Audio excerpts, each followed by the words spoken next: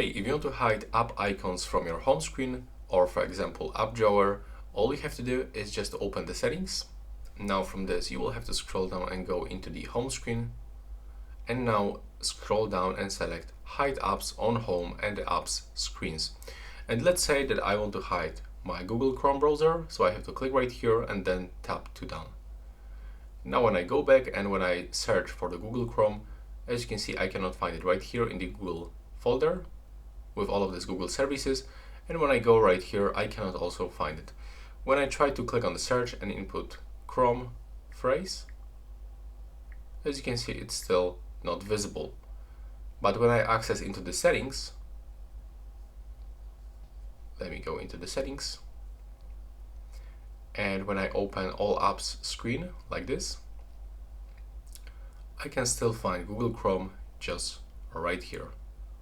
So it's not visible on the screen on the app drawer, but this application is still right here and I can open it by clicking in this place. And that's how it looks right now. Please subscribe to my channel.